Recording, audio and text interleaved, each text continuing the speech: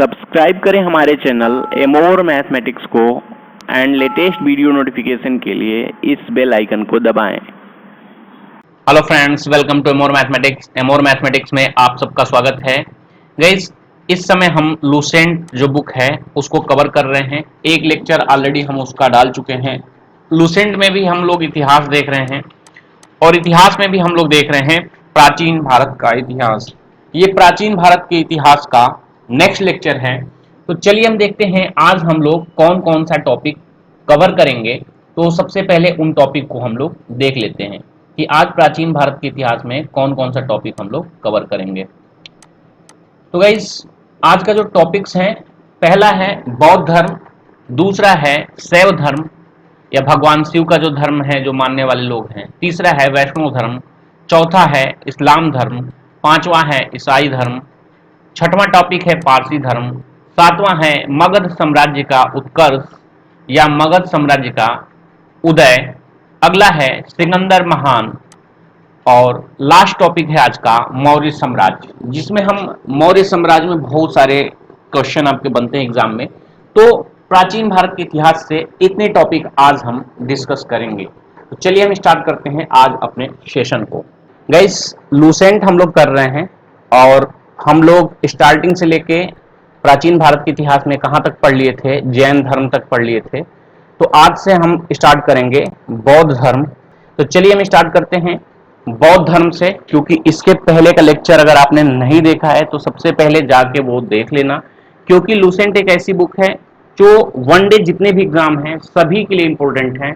और इसमें जो हम हाईलाइट किए हुए हैं वो सिर्फ उन्हीं पॉइंट को हाईलाइट किए हुए हैं जो आपके एग्जाम में, विभिन्न एग्जामों में कभी ना कभी क्वेश्चन आए हैं या जो बारंबार आपके एग्जाम में आते रहते हैं। वैसे पूरी की पूरी लूसेंट आपकी इंपॉर्टेंट बुक है, लेकिन उसमें से भी हमने मोस्ट इंपॉर्टेंट जो है आपका जो पढ़ाई का जो वेटेज है उसको हमने 30 से 40% कर दिया है। तो चलिए हम स्टार्ट करते हैं गाइस बौद्ध धर्म से। तो बौद्ध धर्म में सबसे पहला क्वेश्चन ये बनता है कि बौद्ध धर्म के संस्थापक कौन थे। तो आपको याद रखना चाहिए बौद्ध धर्म के संस्थापक गौतम बुद्ध थे। ठीक है। अब एक क्वेश्चन ये बनता है कि एशिया का ज्योतिपुंज या लाइट ऑफ एशिया किसे कहा जाता है। तो वो किसे कहते हैं गाइस? गौतम बुद्ध को। अब गौतम बुद्ध के जीवन और कुछ प्रतीकों में संबंध आपको बताना है कि कौन सा प्रतीक गौतम बुद्ध के जीवन की किस घटना को दर्शाता है। तो पहला प्रतीक है गाइस कमल एवं सांड। ये किस घटना को दर्शाता है? इनके जन्म को दर्शाता है।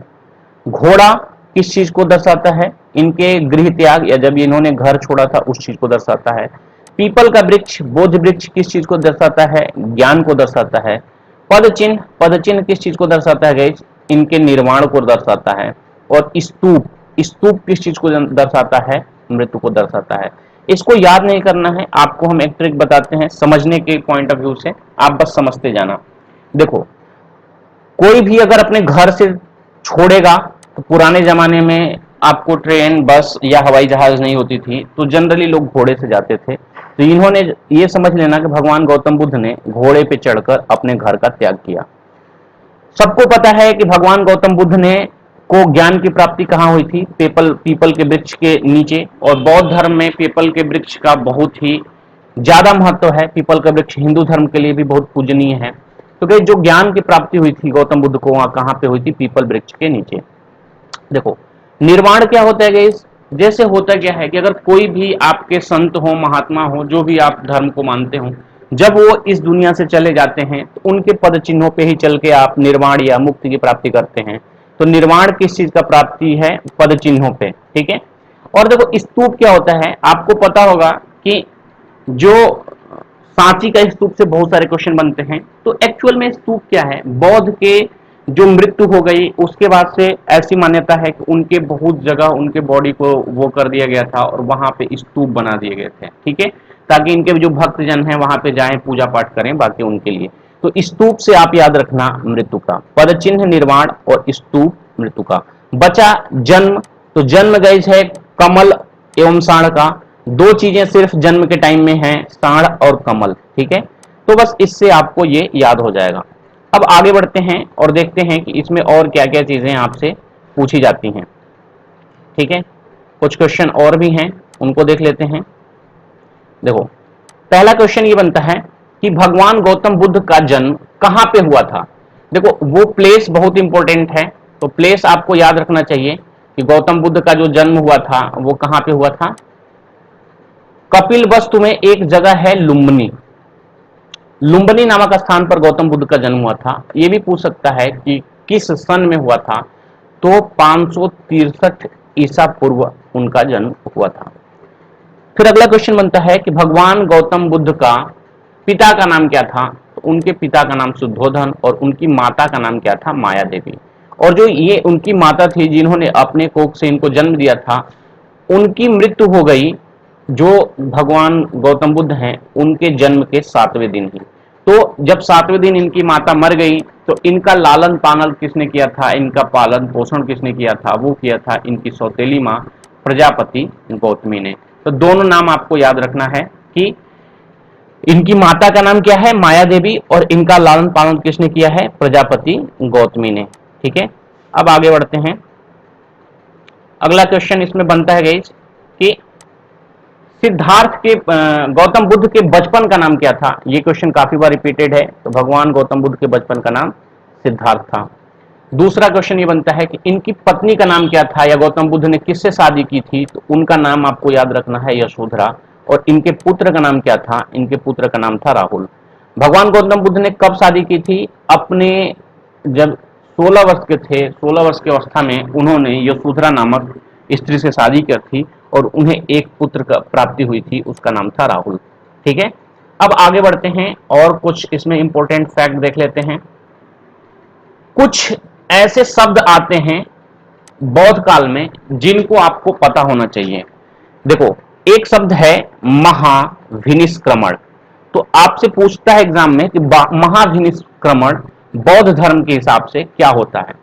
तो इसको बोलते हैं गई जब वो गृह त्याग किए थे। गृह त्याग का प्रतीक क्या है, घोड़ा है, आपको याद हो जाए इसलिए बीच बीच में हम बताते रहेंगे। गृह त्याग भगवान गौतम बुद्ध के द्वारा गृह त्याग की घटना बौद्ध धर्म में क्या कहा जाती है, महाविनिष्क्रमण। और उन्होंने गृह त्याग कब किया था, 29 वर्ष की आयु में किया था। ठीक है, दूसरा क्वेश्चन ये बनता है कि गौतम बुद्ध या सिद्धार्थ, सिद्धार्थ को देखो, सिद्धार्थ ही गौतम बुद्ध थे, उनके बचपन का नाम सिद्धार्थ था। जब उन्हें ज्ञान की प्राप्ति हुई तब वो बुद्ध कहलाए। तो आपको पता होना चाहिए कि बुद्ध को, भगवान बुद्ध को प्रथम शिक्षक कौन थे या इनके गुरु कौन थे। तो आपको एक नाम याद रखना, आलार कलाम। आलार कलाम जो थे वो भगवान बुद्ध के कौन थे, प्रथम गुरु थे। ठीक है, आलार कलाम क्या थे, भगवान बुद्ध के प्रथम गुरु थे। और इन्होंने किस चीज की शिक्षा दी थी, सांख्य दर्शन की शिक्षा ग्रहण की थी आलार कलाम से। जैन धर्म में भी आप सांख्य दर्शन के बारे में आपने पढ़ा था। तो सांख्य दर्शन से जैन और बौद्ध धर्म के दोनों के जो धर्म बनाने वाले हैं उन लोगों ने ज्ञान प्राप्त किया है। आगे बढ़ते हैं। भगवान गौतम बुद्ध को ज्ञान की प्राप्ति कहां हुई थी गाइस, पीपल वृक्ष के नीचे इनको ज्ञान की प्राप्ति हुई थी। किसको, सिद्धार्थ को ज्ञान की प्राप्ति हुई थी। और ज्ञान प्राप्ति के बाद ही सिद्धार्थ क्या कहलाया, बुद्ध के नाम से जाने जाने लगा। और वो स्थान क्या कहलाया, बोध गया कहलाया। ठीक है, ये भी इंपॉर्टेंट है। अब देखो एक चीज और भी है कि उनको ज्ञान की प्राप्ति कितने वर्ष की आयु में हुई थी, 35 वर्ष की आयु में। यानी कि 6 वर्ष की कठिन तपस्या के बाद उनको ये ज्ञान की प्राप्ति हुई थी। 29 वर्ष में उन्होंने घर त्याग किया था, 29 में 6 जोड़ोगे कितना आएगा, 35। ठीक है, अब आगे बढ़ते हैं। एक मोस्ट इंपोर्टेंट क्वेश्चन बनता है कि भगवान गौतम बुद्ध ने अपना प्रथम उपदेश कहां पे दिया था। तो आपको याद रखना होगा सारनाथ। सारनाथ में भगवान गौतम बुद्ध ने अपना प्रथम उपदेश दिया था। सारनाथ का पुराना नाम क्या है, ऋषि पत्तनम। ये क्वेश्चन इंपोर्टेंट है, ये क्वेश्चन एग्जाम में आपका पूछा गया है। अब एक चीज और भी बताएं, एक और शब्द आता है धर्म चक्र प्रवर्तनम। क्या है, धर्म चक्र प्रवर्तन। भगवान गौतम बुद्ध के जीवन में जो उन्होंने पहला उपदेश दिया था उसे ही बौद्ध धर्म में, बौद्ध ग्रंथों में किस नाम से जाना जाता है, धर्म चक्र प्रवर्तन के नाम से। ठीक है, अब एक क्वेश्चन ये बनता है कि भगवान गौतम बुद्ध ने अपना जो उपदेश दिया था वो किस भाषा में दिया था। वो भाषा थी पाली। जब हिंदी साहित्य का इतिहास आप पढ़ोगे तो फिर आप पढ़ोगे कि पाली भाषा जो थी वो कौन सी थी, और इसको जनसाधारण की भाषा बोलते हैं क्योंकि बौद्ध धर्म में सबसे ज्यादा जो इनके अनुयायी बने थे वो स्त्रियां थी, और SC ST कम्युनिटी के लोग इनके सबसे ज्यादा बने थे अनुयायी। अगला क्वेश्चन है गाइस, मोस्ट इंपोर्टेंट क्वेश्चन आपका ये बनता है कि कौन कौन से प्रमुख शासक थे जो गौतम बुद्ध के अनुयायी थे। उन शासक का नाम इंपोर्टेंट है। पहला है बिंबिसार। बिंबिसार और बिंदुसार में कंफ्यूज मत होना, बिंबिसार गौतम बुद्ध के अनुयायी थे। दूसरा है उदयन, और तीसरे हैं प्रसेनजीत। प्रसेनजीत का भी नाम याद रखना। एक क्वेश्चन आपका इंपॉर्टेंट बनता है कि बुद्ध के समकालीन कौन कौन से शासक थे, तो उनमें इन तीनों का नाम रहेगा। तो ये मोस्ट इंपोर्टेंट क्वेश्चन है गाइस, इसको कंफ्यूज मत होना। ये क्वेश्चन काफी बार पूछा गया है, PCS में भी ये क्वेश्चन पुराने सालों में पूछा गया है कि भगवान गौतम बुद्ध के समकालीन कौन कौन से शासक हैं। कभी मिलान वाले में ये क्वेश्चन बनता है। दूसरा क्वेश्चन है गाइस कि गौतम बुद्ध की मृत्यु कहां पे हुई थी। स्थान आपको याद होना चाहिए, तो वो स्थान है कुशीनारा। कुशीनारा का जो अभी वास्तविक नाम है वो है कुशीनगर।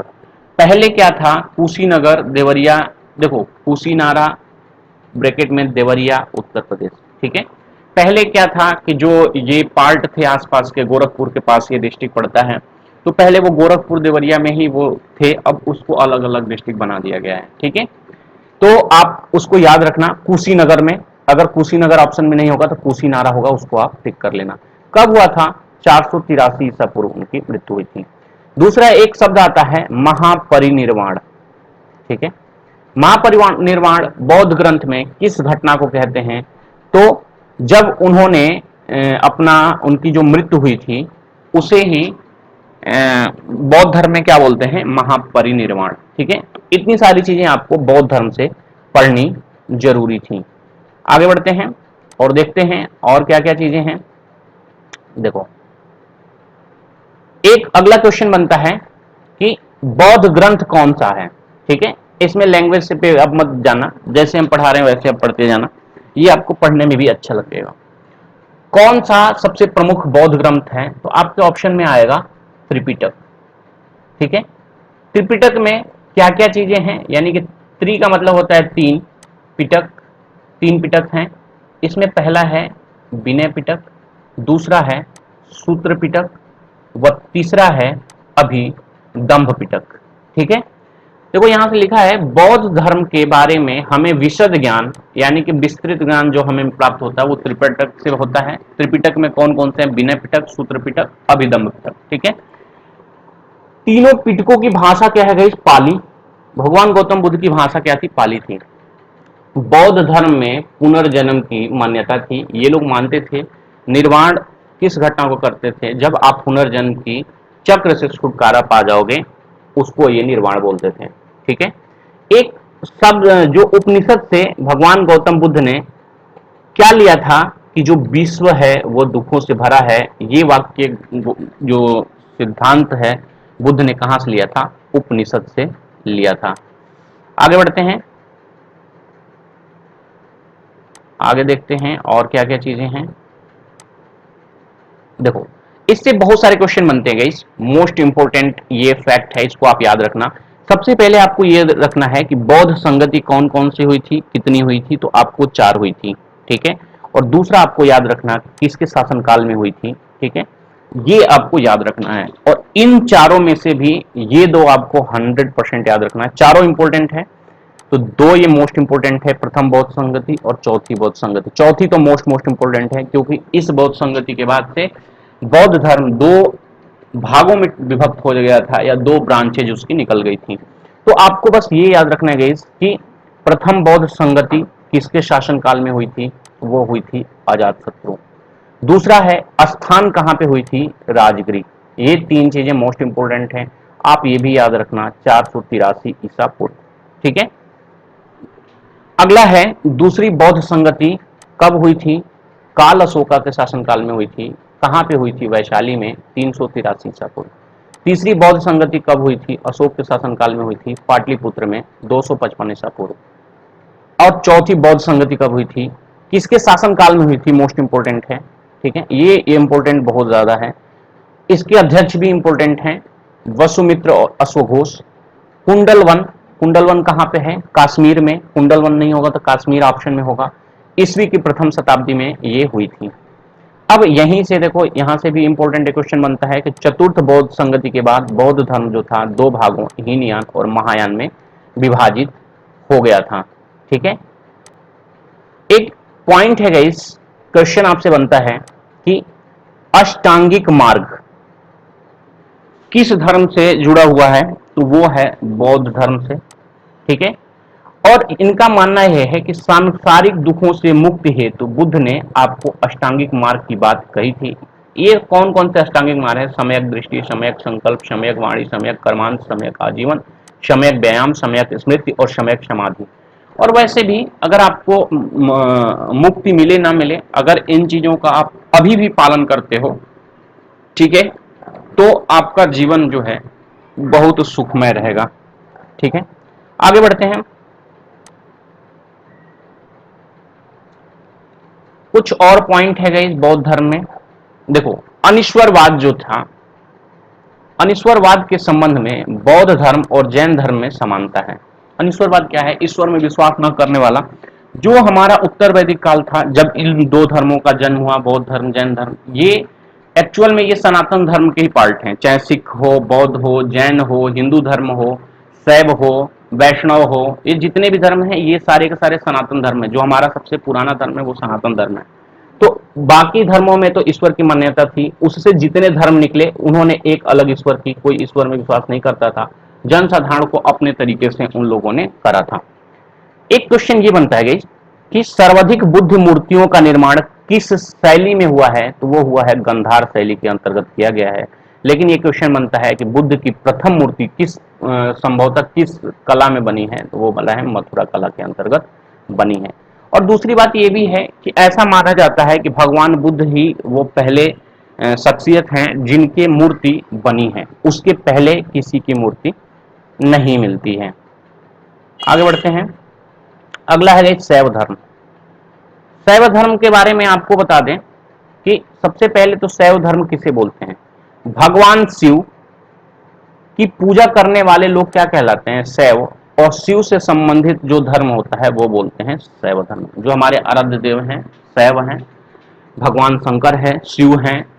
ऋग्वेद में भगवान शंकर या शिव को किस नाम से जाना जाता है, रुद्र नामक देवता का उल्लेख मिलता है, रुद्र नामक देवता के नाम से जाना जाता है।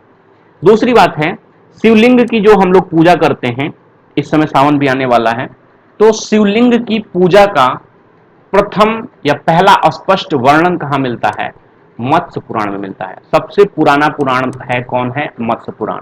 देखो, एक वीडियो हम ऑलरेडी बना चुके हैं, जिन लोगों ने नहीं देखा है वो पहला पार्ट जरूर देखें, क्योंकि इनमें जो हमने हाईलाइट किया है वो आपके एग्जाम में 100% क्वेश्चन बनेंगे। और एक बार ये जो लूसेंट की सीरीज है आप कंप्लीट कर लोगे, अभी जब प्राचीन का भारत का इतिहास खत्म हो जाएगा तो इसको एक वीडियो में कर देंगे। जो दो तीन वीडियो बनेगी उसको एक वीडियो में कर देंगे, ताकि आपके लिए भी आसानी हो कि प्राचीन भारत का इतिहास एक जगह पढ़ लो, मध्यकालीन भारत का इतिहास एक जगह पढ़ लो, और आधुनिक भारत का इतिहास एक जगह पढ़ लो। फिर करेंगे क्या, कंबाइन कर देंगे ताकि आप लोगों के लिए सहूलियत हो। चलो आगे देखते हैं। इसमें देखो, वामन पुराण जो है, वामन पुराण में शैव संप्रदाय की संख्या कितनी बताई गई, 4 बताई गई है। उसमें पहला है पाशुपत, दूसरा है कपालिक, तीसरा है कालामुख और चौथा है लिंगायत।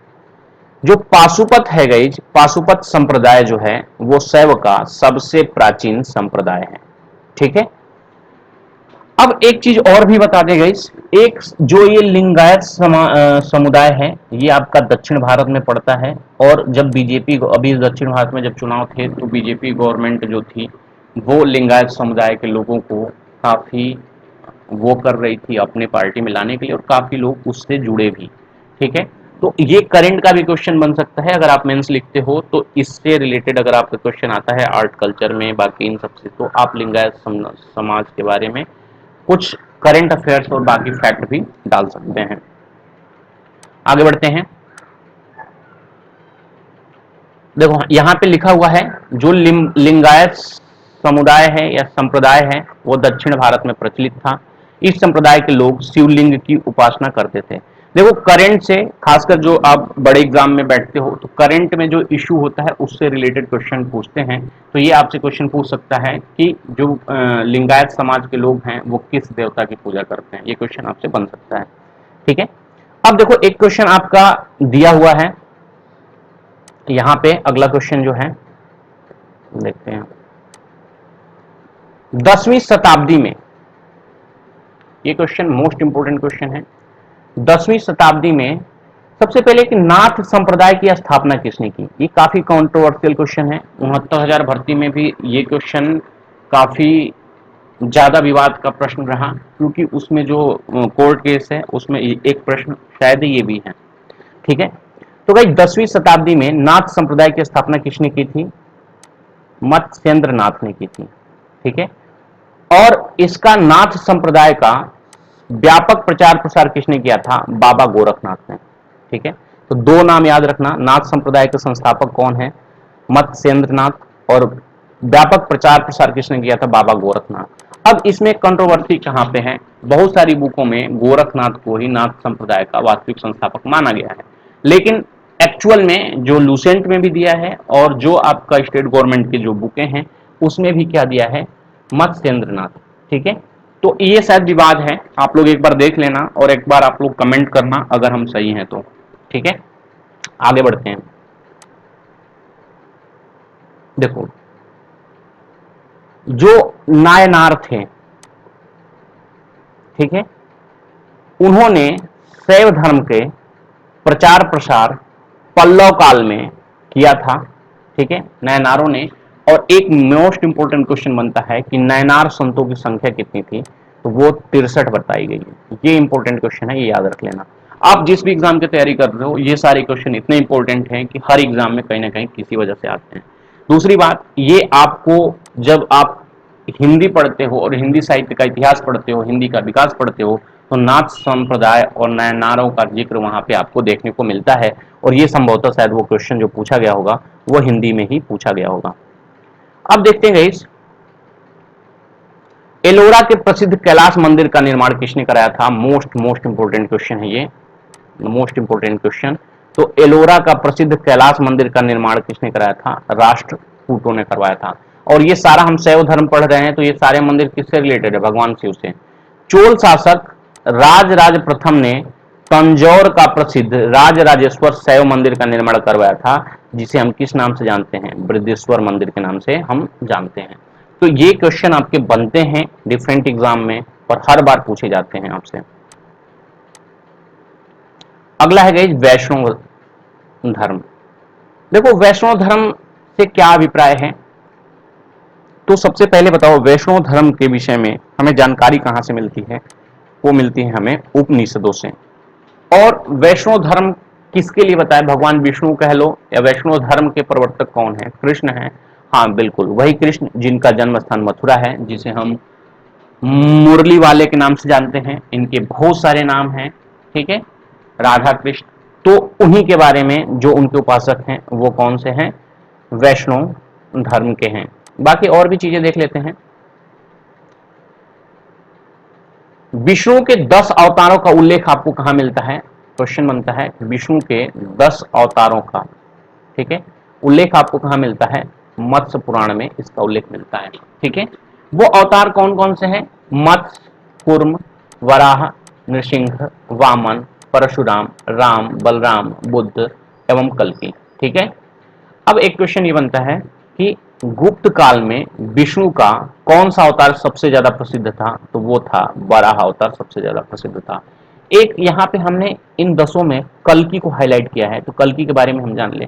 ऐसा मान्यता है हमारे पुराणों में कि जो कलयुग है, यानी कि जिस युग में अभी हम लोग जीवित हैं, उस युग में एक अवतार होगा भगवान विष्णु का और वो होगा कल्कि का।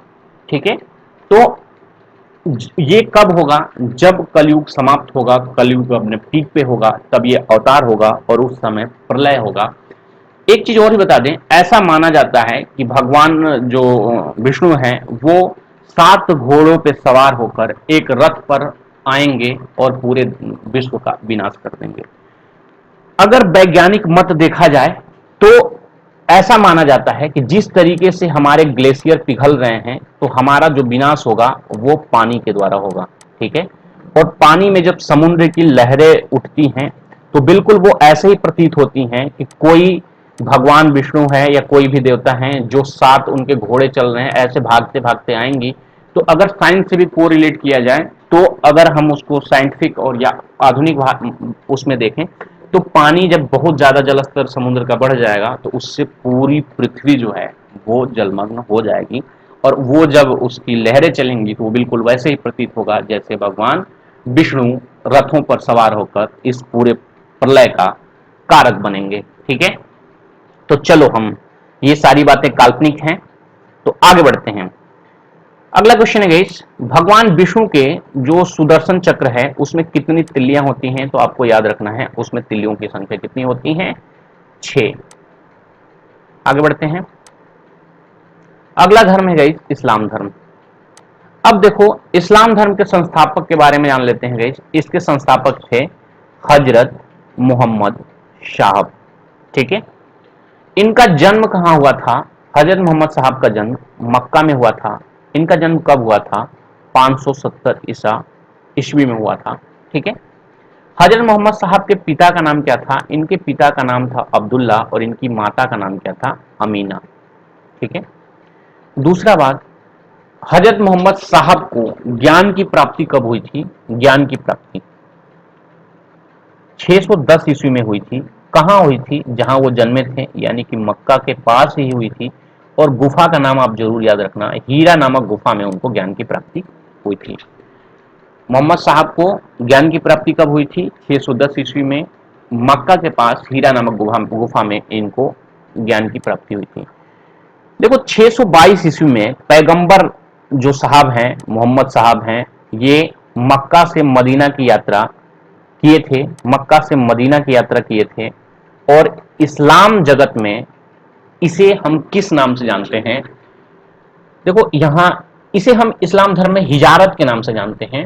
और जब उन्होंने ये यात्रा की थी उसी समय एक संवत बनाया गया था जिसे हम हिजरी संवत या मुस्लिम संवत कहते हैं।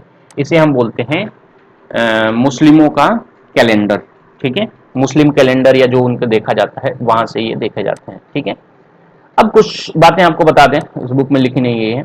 एक्चुअल में हुआ क्या था कि जब मक्का में इस्लाम धर्म के संस्थापक ही यही थे, तो इससे पहले जो धर्म थे वो थे ईसाई और यहूदी। जब इन्होंने इस्लाम धर्म का प्रचार प्रसार करना शुरू किया तो इनके लिए बहुत ज़्यादा कठिनाई वहाँ के जो इस्लामिक और बाकी चीज़ें हुई, क्योंकि उन्हें एक डर हो गया था कि हमारा धर्म खतरे में है। तो उन लोगों ने इनको इतना प्रताड़ित किया कि इन्हें मक्का से मदीना जाना पड़ा था उस टाइम में। आगे बढ़ते हैं और देखते हैं अगला क्या है पॉइंट इसमें। देखो इनकी पुत्री का नाम क्या था? मोहम्मद साहब की पुत्री का नाम क्या था? फातिमा। और इनके दामाद का नाम क्या था? ये मोस्ट इंपोर्टेंट है। इनके दामाद का नाम था अली। अली इसलिए इंपॉर्टेंट है कि आगे चल के ये मोहम्मद साहब के उत्तराधिकारी बनेंगे। और ये मोहम्मद साहब के कौन से उत्तराधिकारी बनेंगे? चौथे नंबर पे, ठीक है। और यहीं से एक विवाद उत्पन्न होता है सिया और सुन्नी का, ठीक है। एक्चुअल में अभी आगे थोड़ी सी कहानी बढ़े तो हम आपको और भी बातें चीजें बताएंगे। यहां पे देखो देवदूत जिब्राइल ने पैगंबर मोहम्मद साहब को किस चीज की शिक्षा दी थी? कुरान की शिक्षा दी थी। और कुरान को किस भाषा में बताया था? अरबी भाषा में उन्हें संप्रेषित किया था, ठीक है। यानी कि जो देवदूत जिब्राइल था उसने पैगंबर मोहम्मद साहब को बताया था कि आप अल्लाह के आखिरी दूत हैं, मैसेंजर हैं, ठीक है। और अगला है गाइस, हजरत मोहम्मद साहब की मृत्यु कब हुई थी? 8 जून 632 ईस्वी को हुई थी। और उन्हें कहां दफनाया गया था? उन्हें मदीना में दफनाया गया था, ठीक है। हजरत मोहम्मद साहब को कहां दफनाया गया था? मदीना में दफनाया गया था। अब देखो यहां से भी क्वेश्चन काफी अच्छे बनते हैं। आपको जानना चाहिए जो अली थे इनकी मृत्यु कब हुई थी? 661 ईस्वी में इनकी हत्या कर दी गई थी। और अली के जो पुत्र थे उनका नाम था हुसैन, उनकी हत्या कब कर दी गई थी? 680 ईस्वी में, यानी कि इनके मृत्यु के 19 साल बाद। कहां पे की गई थी? करबला, इराक नामक स्थान पर कर दी गई थी। ठीक है। इन दोनों हत्याओं ने शिया को निश्चित मत का रूप दे दिया। चलो इसकी कहानी थोड़ा सा हम बता दें, आप समझ नहीं पाओगे। एक त्योहार मनाया जाता है मुस्लिमों में, उन्हें बोलते हैं हम लोग मुहर्रम।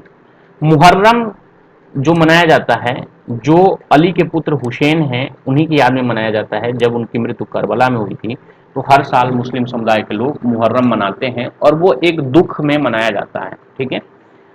एक्चुअल में हुआ क्या था कि एक अब्बासी नामक शासक था जो खुद जो था वो खलीफा बनना चाहता था। सबसे पहले आपको समझ में आए खलीफा क्या कहलाता है। खलीफा जो है पैगंबर मोहम्मद साहब के उत्तराधिकारियों को बोला जाता है। और अगर आप दिल्ली सल्तनत पढ़ोगे, मध्यकालीन भारत का इतिहास पढ़ोगे, तो आपको पता होगा कि उसमें जो जितने भी सुल्तान हुए हैं उन्हें खलीफा की उपाधि दी जाती थी। और वो दी कहां से जाती थी? इराक में बैठे हुए खलीफाओं के द्वारा। ठीक है। उन्हें सुल्तान की उपाधि दी जाती थी। वहां के खलीफा एक बहुत ही प्योर शब्द है। जैसे हमारे यहाँ कोई मठाधीश होते हैं, तो ऐसे ही मुस्लिम धर्म में सबसे बड़े अधिकारी कह लो या उनके धर्म गुरु कह लो, ये सबसे बड़े ये होते हैं क्योंकि इन्हें हम पैगंबर मोहम्मद साहब के उत्तराधिकारी का मतलब ये होता है कि उनकी उनके जो पीठ है उस पर बैठने वाले ये लोग होते हैं। ठीक है। तो हुआ क्या था कि जो अब्बासी नामक शासक था उसने हुसैन को एक निमंत्रण दिया कि आप आइए हमसे बात करने के लिए। और उन्होंने धोखे से करबला नामक स्थान पर उनकी हत्या कर दी थी।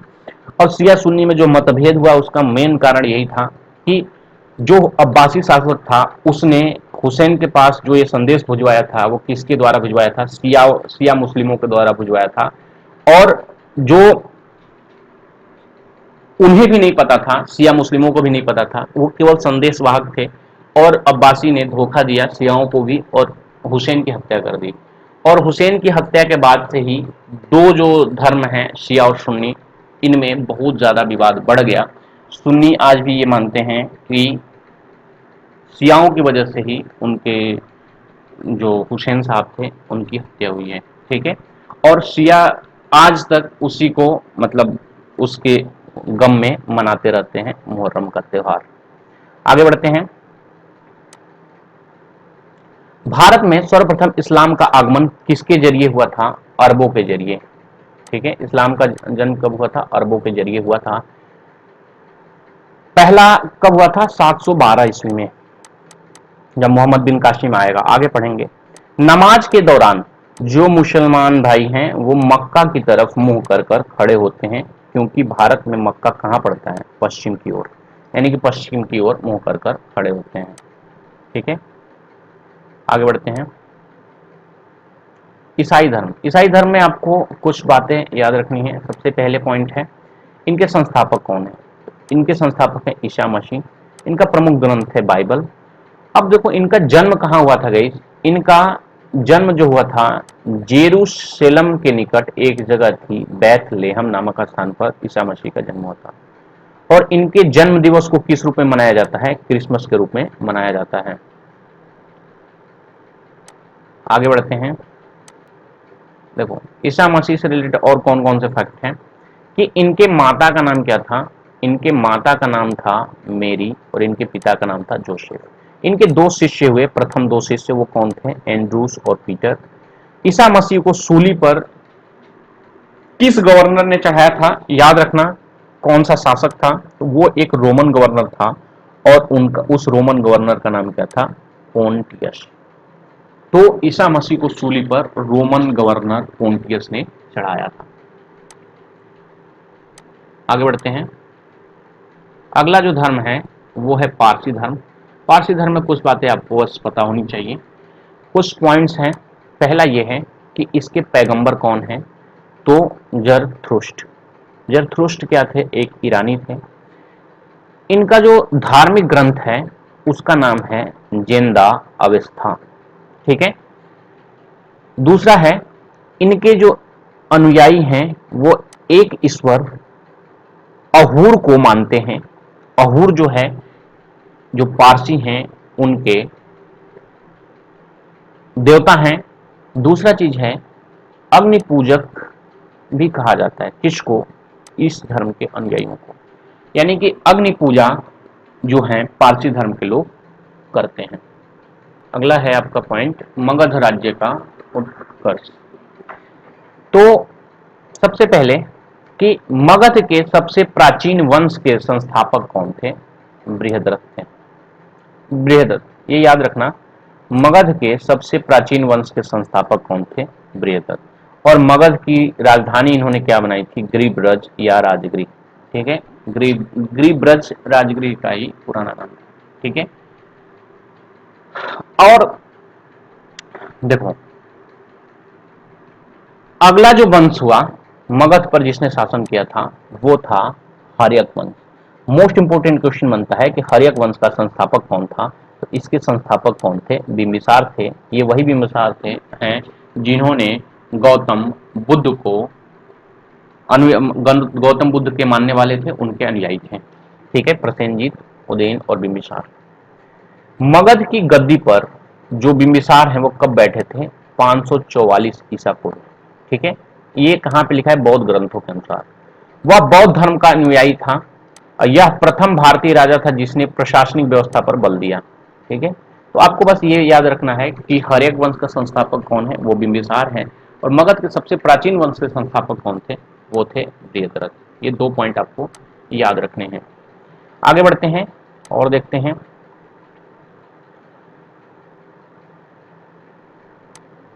बिंबिसार मगध पर कितने वर्षों तक शासन किया था? लगभग 52 वर्षों तक। महात्मा बुद्ध की सेवा में बिंबिसार ने किसको भेजा था? अपने राजवैद्य जीवक को भेजा था। ठीक है,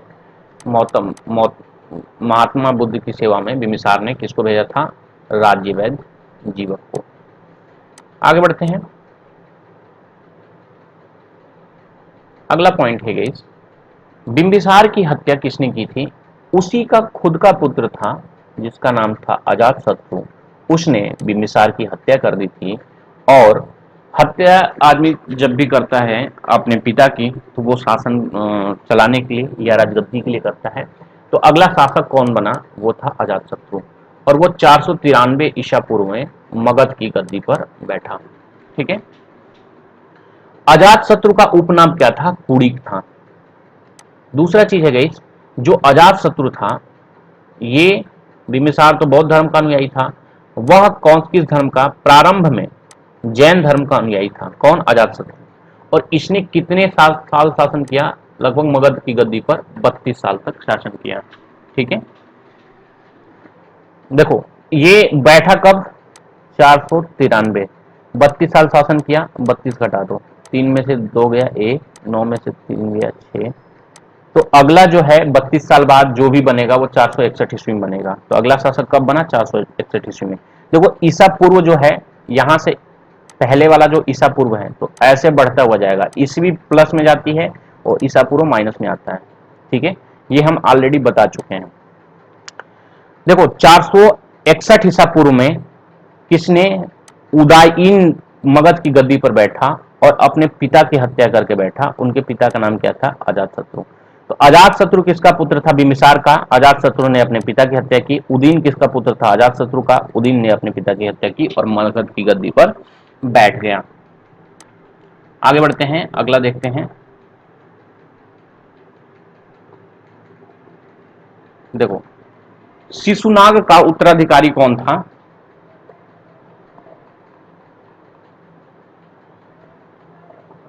अगला है, इसमें कुछ और भी पॉइंट छूट गए थे। उदयीन ने पाटलीग्राम की स्थापना की। ध्यान से देखना, उदयीन ने पाटिलग्राम की स्थापना की। वह जैन धर्म का अनुयायी था। उदयीन क्या था? जैन धर्म का अनुयायी था। जो हर्यक वंश है, इसका अंतिम शासक उदयीन का पुत्र था नागदशक। मोस्ट इंपोर्टेंट है। ठीक है, कि हर्यक वंश का अंतिम शासक कौन था? नागदशक, जो उदयीन का पुत्र था। ठीक है, क्योंकि जो अंतिम शासक है उसी को मार के दूसरा वंश उस पर बैठेगा, तो ये इंपॉर्टेंट ज्यादा होता है। नागदशक को उसके आमत्य यानी कि प्रधानमंत्री जिसका नाम शिशुनाग था 412 ईस्वी पूर्व में अपदस्थ करके मगध कर किस वंश का शासन स्थापित किया? शिशुनाग वंश का। तो यहाँ से 2-3 क्वेश्चन बहुत इंपॉर्टेंट बनते हैं।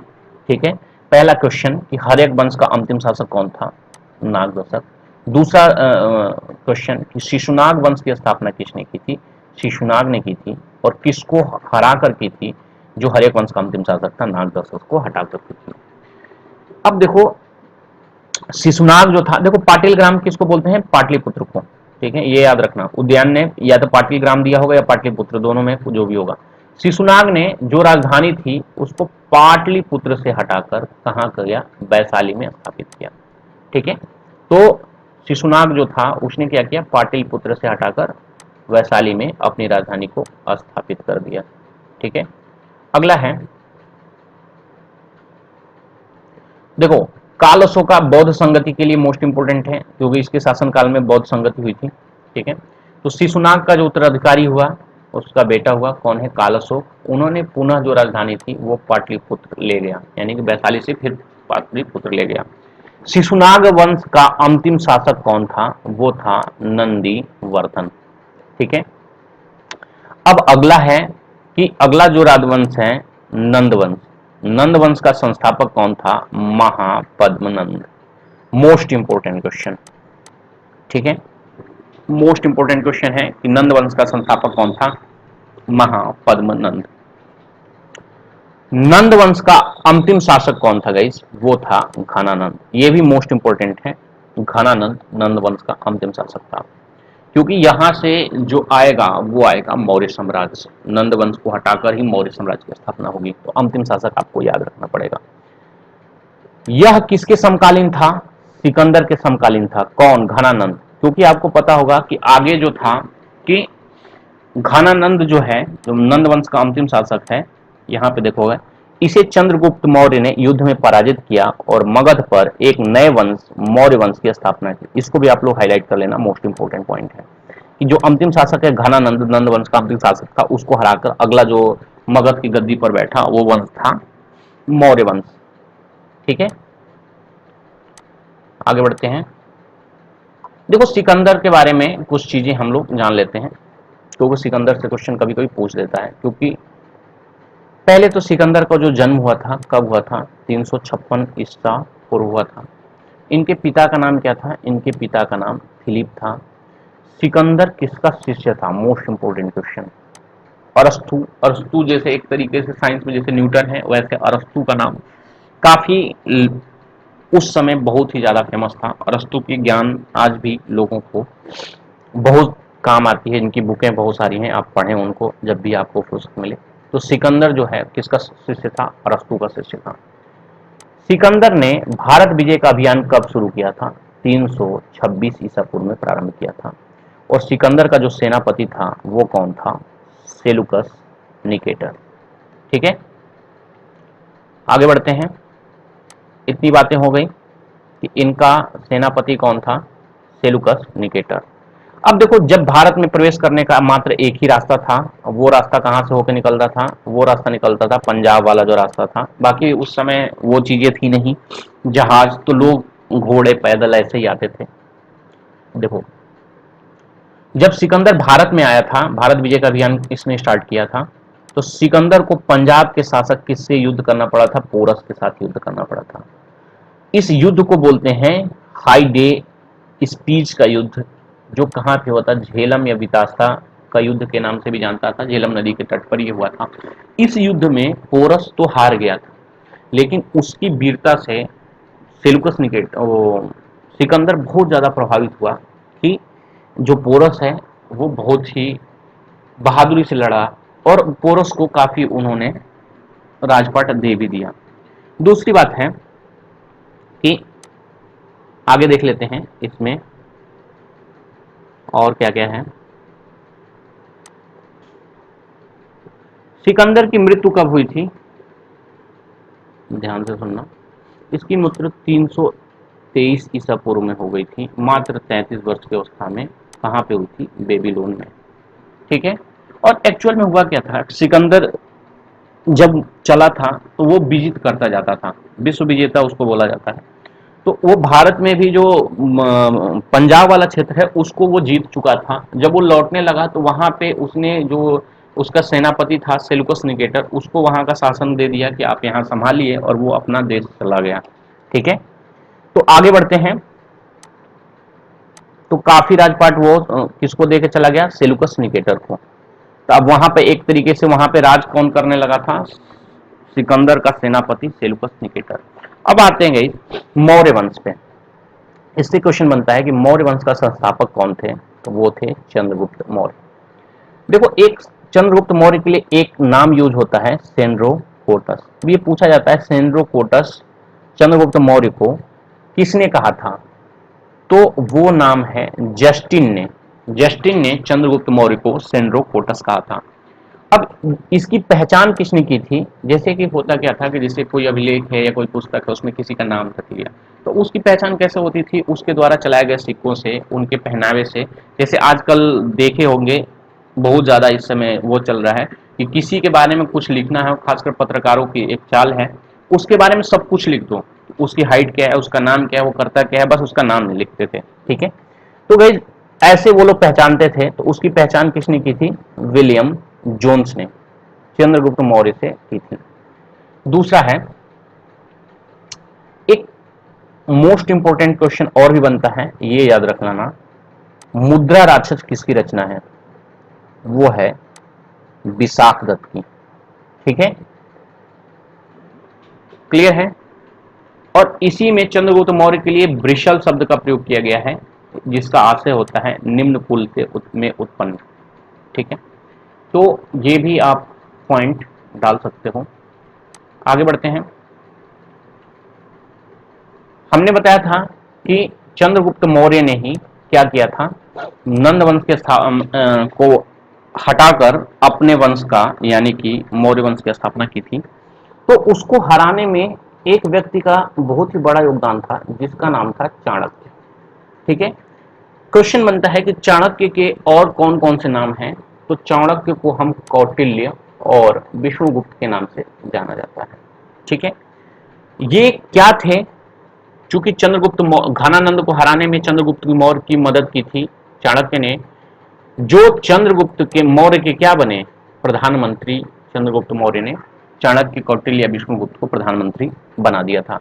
मोस्ट इंपोर्टेंट क्वेश्चन ये बनता है कि चाणक्य द्वारा लिखी गई पुस्तक का नाम क्या है? वो है अर्थशास्त्र। और क्वेश्चन ये बनता है कि अर्थशास्त्र किस टॉपिक पे लिखी गई है? ये राजनीति से संबंधित पुस्तक है। ठीक है, अगला है जो चंद्रगुप्त मौर्य है वो किस धर्म का अनुयायी था? तो याद रखना वो जैन धर्म का अनुयायी था। और चंद्रगुप्त मौर्य ने अपना अंतिम समय, ठीक है, कहां पे बताया था? श्रवण बेलगोला नामक स्थान पर बिताया था। और एक चीज और भी है, चंद्रगुप्त मौर्य ने सेलुकस निकेटर को 305 ईस्वी में हरा दिया था। तो गाइस अगला पॉइंट ये है कि जो मेगास्थनीज है वो किसके दरबार में भारत में आया था? तो वो हैं चंद्रगुप्त मौर्य के दरबार में भारत आया था। और मेगास्थनीज क्या था? एक्चुअल में वो सेलुकस निकेटर का क्या था? राजदूत था। ठीक है, और मेगास्थनीज के द्वारा एक पुस्तक लिखी गई है इंडिका, और ये पुस्तक काफी इंपॉर्टेंट है। आपसे पूछ सकता है इसका लेखक कौन है? तो वो है मेगास्थनीज। इसमें मौर्य साम्राज्य के बारे में बहुत सारी जानकारियां मिलती हैं। सेल्यूकस निकेटर जब हार गया था तो उसने उस अपनी जो पुत्री थी कार्नेलिया, उसकी शादी किससे कर दी थी? चंद्रगुप्त मौर्य के साथ की थी। ठीक है, और युद्ध की संधि शर्तों के अनुसार उन्होंने 4 स्थान दे दिया था। पहला था काबुल, कंधार, हेरात और मकरान। किसको दे दिया? चंद्रगुप्त मौर्य को दे दिया। ठीक है, तो ये भी इंपॉर्टेंट क्वेश्चन है कि चंद्रगुप्त मौर्य से शादी किसने की थी? सेल्यूकस निकेटर की पुत्री ने, कार्नेलिया ने की थी। और चंद्रगुप्त मौर्य ने जो जैन धर्म की दीक्षा ली थी, किससे ली थी? भद्रबाहु से। आगे बढ़ते हैं।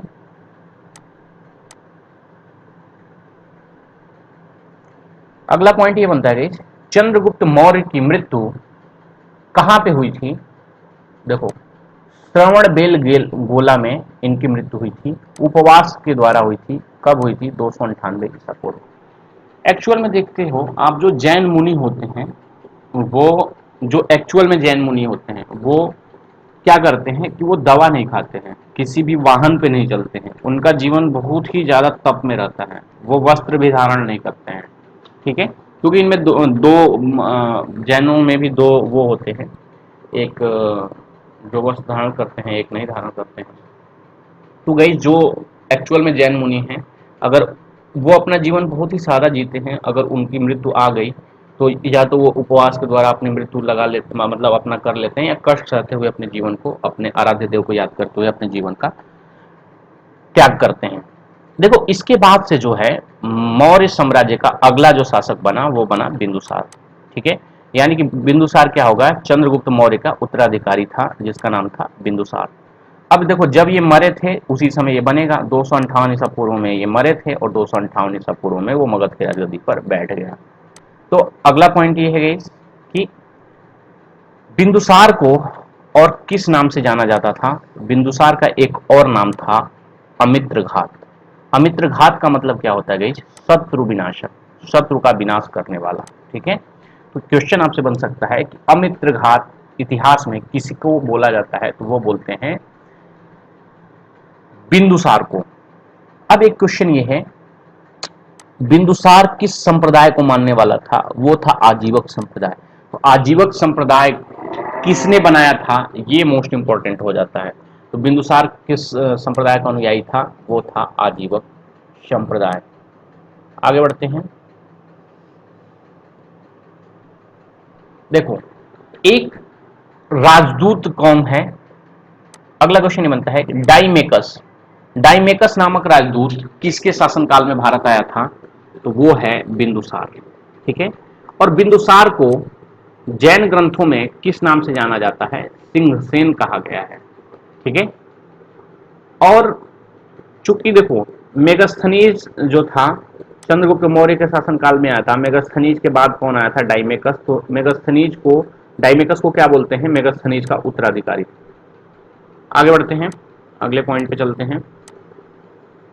अगला जो शासक है गाइस वो है अशोक। तो जो बिंदुसार थे, बिंदुसार का उत्तराधिकारी कौन बना, अशोक महान। ठीक है, और ये 269 ईसा पूर्व में मगध की गद्दी पर बैठा। ठीक है, जब ये गद्दी पर बैठने के समय में, यानी कि बिंदुसार के समय में, ये क्या था एक्चुअल में, ये अवंती का राज्यपाल था उस समय अशोक।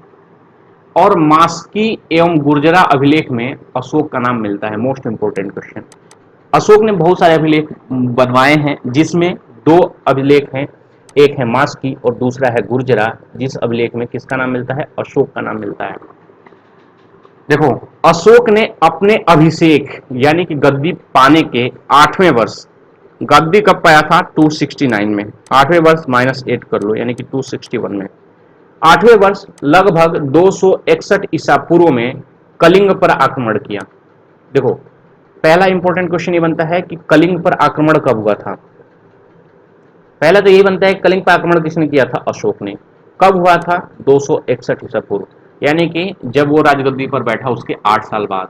और कलिंग पर विजय करके बहुत ज्यादा रक्तपात हुआ जिससे अशोक को बहुत ज्यादा ग्लानि हुई बाद में, और ये सारा कुछ मारपाट छोड़ के और ये बन गया बौद्ध धर्म का अनुयायी। कलिंग की राजधानी कौन सी थी, तोसली पर अधिकार कर लिया। ठीक है, क्लियर है। अशोक ने 261 ईस्वी में कलिंग पर आक्रमण किया और उसकी राजधानी तोसली पर अधिकार कर लिया। देखो अगला क्वेश्चन ये बनता है कि जो अशोक था, अशोक महान बोलते हैं, महान बहुत कम लोग हैं इतिहास में जिनके आगे लगता है। विश्व इतिहास में जैसे सिकंदर महान बोलते हैं, अशोक महान बोलते हैं। देखो अशोक ने जो बौद्ध धर्म की दीक्षा थी वो किस बौद्ध भिक्षु से ग्रहण की थी, उनका नाम था उपगुप्त। ये आपसे क्वेश्चन ये पूछ सकता है कि किसने अशोक को बौद्ध धर्म की दीक्षा दी, तो उनका नाम है अशोक उपगुप्त। अब देखो अशोक के पौत्र का नाम क्या था, अशोक के पौत्र का नाम दशरथ था। ये एसएससी 2016 का क्वेश्चन है। ठीक है, तो बाकी चीजें नहीं, ये आपको याद रखना है कि अशोक के पौत्र का नाम क्या था, दशरथ था। क्लियर है। अब आगे बढ़ते हैं, इंपॉर्टेंट पॉइंट ही हम केवल डिस्कस कर रहे हैं। देखो अगला क्वेश्चन है गाइस, आजीवक संप्रदाय के संस्थापक। आजीवक संप्रदाय किस लिए है, क्योंकि अशोक के जो पिता थे बिंदुसार, वो इसको आजीवक संप्रदाय के वो थे। तो आपसे क्वेश्चन पूछ सकता है, आजीवक संप्रदाय की स्थापना किसने की, मखली गोशाल ने। ठीक है। अशोक की माता का नाम क्या था, शुभदांगी। शुभ द्रांगी। आजीवक संप्रदाय की स्थापना किसी, मखली गोशाल। आगे बढ़ते हैं। देखो अशोक ने जो क्या किया था कि बौद्ध धर्म के प्रचार के लिए जो इनका पुत्र था महेंद्र और अपनी पुत्री संघमित्रा को कहां पे भेजा, श्रीलंका भेजा। बौद्ध परंपरा उनकी लिपियों के अनुसार अशोक ने कितने 84,000 स्तूपों का निर्माण किया था। अब एक चीज और भी है बताएं कि भारत में शिलालेख का प्रचलन किसने किया था, अशोक ने किया था। अशोक के शिलालेख किन किन लिपियों में है, एक है ब्राह्मी लिपि, दूसरा है खरोष्ट लिपि, तीसरा है ग्रीक और चौथा है अरमाइक। तो 4 लिपियों में अशोक ने अपने शिलालेखों को गुदवाया था। देखो ग्रीक और अरमाइक लिपि का अभिलेख कहाँ मिलता है, अफगानिस्तान से प्राप्त हुआ है। खरोष्टी लिपि का अभिलेख कहाँ पे मिला है, उत्तरी पश्चिम पाकिस्तान से मिला हुआ है। और शेष भारत में ब्राह्मी लिपि का अभिलेख मिले हैं। कहने का मतलब ये है कि जहां पर अशोक का शासन था जहां तक, तो उसने वहां के जो लोग हैं, जैसे अफगानिस्तान और उसके आसपास के लोग जो हैं, ग्रीक और अरमाइक जो भाषा लिपियां हैं उसका इस्तेमाल करते थे, वहां पे वो करवाया। पाकिस्तान का जो उत्तर पश्चिमी क्षेत्र है उधर खरोष्टी लिपि चलती थी तो वहां पे वो करवाया। बाकी पूरे भारत में ब्राह्मी लिपि चलती थी तो वहां ब्राह्मी लिपि में लिखवाया। तो अपने लोगों की सुविधा के हिसाब से उसने किया, क्योंकि लोगों के लिए ही अभिलेख थे, लोग पढ़ें और बाकी चीजें थी। अब देखो अशोक के शिलालेख, मोस्ट इंपोर्टेंट क्वेश्चन है, अशोक के शिलालेख की संख्या कितनी है गई, इनके शिलालेखों की संख्या 4 है। देखो जो अशोक ने अभिलेख लिखा था उनको 3 भागों में बांटा गया है, एक को बोलते हैं शिलालेख, फिर स्तंभ लेख, फिर गुहा लेख। ठीक है। मोस्ट इंपोर्टेंट क्वेश्चन ये बनता है गाइज कि अशोक के अभिलेख जो पढ़ने में पहली सफलता किसको प्राप्त हुई थी, नाम याद रखना, जेम्स प्रिशेप। कब हुई थी, 1837 ईस्वी में। ये दोनों चीजें इंपॉर्टेंट हैं। अब अगला जो पॉइंट है गाइस कि देखो जो शिलालेख हैं 14 आपको बताया गया है, उसमें प्रमुख शिलालेख हैं, उनमें वर्णित विषय क्या थे गाइस। पहला जो शिलालेख था उसमें वर्णित विषय था, इसमें पशु बलि की निंदा की गई है। पहले शिलालेख में किसकी निंदा की गई है कि पशु बलि जो है वो सही नहीं है। आगे देखते हैं इनके और अभिलेखों में क्या क्या चीजें हैं और कौन कौन से इंपॉर्टेंट हैं, सारा आपको नहीं पढ़ना है। देखो बाकी और भी थे लेकिन जो इंपॉर्टेंट थे वही हमने बस इसमें लिया है। उसके बाद से 11वां अभिलेख इसमें क्या है, देखो इंपॉर्टेंट फैक्ट लिए हैं। जो 11वां अभिलेख है जो शिलालेख है उसमें किसकी बात है, धम्म की व्याख्या की गई है। 13वां अभिलेख मोस्ट इंपॉर्टेंट, इसी अभिलेख में कलिंग युद्ध का वर्णन आपको मिलता है एवं अशोक के हृदय परिवर्तन की बात कही गई है और इसी में पड़ोसी राजाओं का वर्णन मिलता है। तो गाइस 13वां इंपॉर्टेंट ये बन सकता है, जैसे एक क्वेश्चन बनता है कि सातवाहन जो शासक थे उनका उल्लेख किस अशोक के किस अभिलेख में मिलता है, तो वो है 13वां। ठीक है। तो पड़ोसी राजाओं का वर्णन से मतलब ये है कि आसपास के जो राजाएं हैं, तो आपसे जब क्वेश्चन पूछेगा, जैसे पीसीएस में क्वेश्चन कैसे बन सकता है, जैसे उसमें ऑप्शन दे देगा कि जैसे इसमें देखो इसमें तो केवल यही लिखा है पड़ोसी राजाओं का वर्णन कहाँ मिलता है। जो बाकी पड़ोसी उस समय समकालीन जो राजा थे जैसे सातवाहन थे, बाकी और भी हैं, तो उनका वर्णन भी कहाँ मिलेगा आपको, यहीं पे मिलेगा। 14वां शिलालेख जो है अशोक ने जनता को धार्मिक जीवन बिताने के लिए प्रेरित करने के लिए 14वां शिलालेख लिखा था।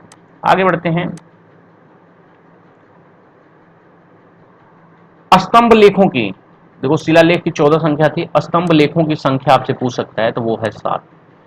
केवल ब्राह्मी लिपि में ही लिखी गई है, जितने भी स्तंभ लेख हैं वो केवल ब्राह्मी लिपि में रखी गई है। अब क्वेश्चन ये बनता है गाइस कि जो प्रयाग स्तंभ लेख है, ठीक है, ये क्यों इंपॉर्टेंट है? ये पहले कहां पे था? कौशाम्बी में स्थित था। इस स्तंभ लेख को अकबर ने इलाहाबाद के किले में स्थापित कराया। तो ये प्रयाग स्तंभ लेख कहां पे था? कौशाम्बी में। अभी कहां है? इलाहाबाद में। अकबर ने इसे वहां पे लगवाया, इसलिए ज्यादा इंपॉर्टेंट हो गया। दूसरा है गाइस कि दिल्ली टोपरा, ठीक है, दिल्ली मेरठ। इसका मतलब ये है कि ये जो अभिलेख था पहले टोपरा में था और उसे दिल्ली लाया गया। अब ये कौन लाया था? फिरोज शाह तुगलक ने। फिरोज शाह तुगलक ने टोपरा में स्थित अशोक के स्तंभ को दिल्ली में लाया, और ऐसे ही पहले मेरठ में ये अभिलेख था, उसको दिल्ली में लाने का किसको जाता है? फिरोज शाह तुगलक को, ठीक है। तो ये क्वेश्चन बनते हैं गाइस कि दिल्ली टोपरा और दिल्ली मेरठ अभिलेख को टोपरा से दिल्ली कौन लाया था या मेरठ से दिल्ली कौन लाया था? तो वो लाया था फिरोज शाह तुगलक। और ये क्वेश्चन इंपॉर्टेंट हो जाते हैं तीनों कि इनकी कौन बनवाया था? उसने, अशोक ने, ठीक है।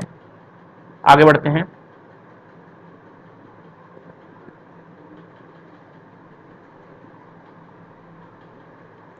अगला क्वेश्चन जो बनता है,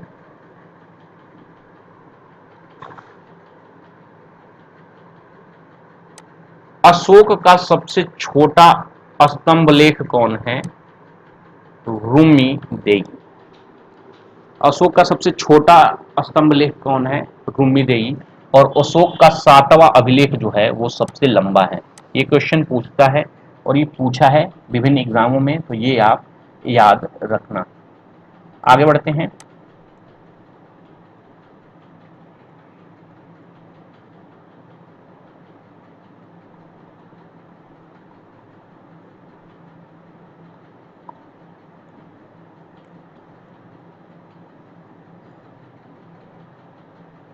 देखो, अगला पॉइंट जो इसमें इंपॉर्टेंट है गाइस, जो मौर्य वाले में है, कि जो बिक्री कर के रूप में, बिक्री कर के रूप में मूल्य का 10वां भाग वसूला जाता था, और इसे बचाने वाले को क्या दिया जाता था? मृत्यु दंड दिया जाता था, ठीक है।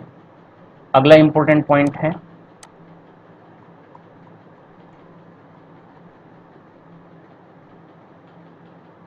सरकारी भूमि को क्या बोला जाता था? सरकारी भूमि को बोला जाता था सीता भूमि। मौर्य साम्राज्य में सरकारी भूमि को बोला जाता था सीता भूमि, ठीक है। ये क्वेश्चन बनता है, मेगस्थनीज ने भारतीय समाज को कितने वर्गों में विभाजित किया था? तो वो थे 7 वर्ग। पहला दार्शनिक, किसान, अहिर, कारीगर, सैनिक, निरीक्षक और सभासद, ठीक है। आगे पॉइंट पे चलते हैं। मौर्य वंश का अंतिम शासक कौन था? वो था बृहद्रथ, ठीक है। मौर्य वंश का अंतिम शासक कौन था? बृहद्रथ, ठीक है। ये एक बार शब्द आपको आया होगा, मगध के सबसे पुराने वंश का संस्थापक कौन था? बृहद्रथ। तो दोनों अलग अलग लोग हैं। इसकी हत्या किसने की थी? इसके सेनापति ने की थी, पुष्यमित्र शुंग ने। और देखो, ये अंतिम शासक है, यानी कि इसको मारने के बाद जो जो भी इसको मारेगा वो अपना वंश का वो करेगा। अगर इसी के कुल के लोग मारेंगे, फिर तो जैसे कि अजात शत्रु, बाकी लोग, बाकी जो अदर वंश, हर एक वंश में जो आप देखे थे, अगर किसी दूसरे वंश के लोग इन्हें मारेंगे तो वो अलग वंश आएगा। तो इनका सेनापति जो था बृहद्रथ का, वो पुष्यमित्र सिंह था, और उसने इनकी हत्या कर दी थी 185 ईसा पूर्व में। और फिर मगध पर एक नए वंश की स्थापना हुई, शुंग वंश। तो यहां से जो क्वेश्चन बनेगा गाइस कि शुंग वंश का संस्थापक कौन था, तो आपको याद रखना पड़ेगा पुष्यमित्र शुंग। सभी कॉम्पिटेटिव के पीडीएफ नोट्स और प्रीवियस ईयर पेपर के क्वेश्चन डाउनलोड करें बिल्कुल फ्री, और लेटेस्ट अपडेट के लिए हमारा जो यूट्यूब चैनल है एमोर मैथमेटिक्स, उसे आप सब्सक्राइब करना बिल्कुल ना भूलें। जो ये रेड कलर का सब्सक्राइब का बटन दिखता है, इसे आप लोग प्रेस कर देना। जब आप प्रेस करोगे तो यहाँ पे एक बेल आइकन दब आएगा, उसको भी आप लोग दबा देना, ठीक है। इस रेड कलर के बटन को आप लोग प्रेस करना, सब्सक्राइब कर लेना। सब्सक्राइब करने से ये होता है कि जो भी वीडियो हम डालेंगे, लूसेंट की अगली जो भी अपडेट आएगी या जो भी आएगी, उन सभी की जानकारी आपको इस चैनल पे मिल जाएगी। साथ ही साथ इसी वीडियो के डिस्क्रिप्शन में हमारा टेलीग्राम चैनल का लिंक है। इस चैनल पे बहुत सारे मैगजीन, बहुत सारे डिफरेंट डिफरेंट एग्जाम के बुक्स और डेली करंट अफेयर्स से रिलेटेड बहुत सारी चीज़ें आपको प्रोवाइड होती हैं। मोस्ट इंपॉर्टेंट है गाइस, आप लोग टेलीग्राम चैनल डाउनलोड कर लेना। फेसबुक पे हमारा एक पेज है एमोर मैथमेटिक्स के नाम से, उसका भी लिंक आपको इस वीडियो के डिस्क्रिप्शन में मिल जाएगा। इस पेज पे आपको एग्जाम से रिलेटेड बहुत अच्छी अच्छी चीज़ें पोस्ट मिलती रहती हैं, डेली अपडेट मिलते रहते हैं। बहुत सारे उस पे ऐसे एडमिन हैं जो ऑलरेडी पीसीएस क्वालिफाइड हैं और वो आपको अपना अपना आर्टिकल डालते रहते हैं। तो फेसबुक पेज आप लोग जरूर कर लेना, टेलीग्राम और फेसबुक कर लेना, यूट्यूब से आप लोग जुड़ जाना, ठीक है। इस वीडियो में गाइस इतना ही। वीडियो अगर आपको पसंद आए तो वीडियो को लाइक जरूर करना गाइस, काफी मेहनत हो रही है तो वीडियो को आप लोग एक लाइक जरूर करना। चैनल पे आप नए हो तो चैनल को सब्सक्राइब कर लेना और जितने ज्यादा हो सके वहां तक आप इस वीडियो को शेयर कर देना। वीडियो देखने के लिए आप लोगों का बहुत बहुत धन्यवाद। Thank you.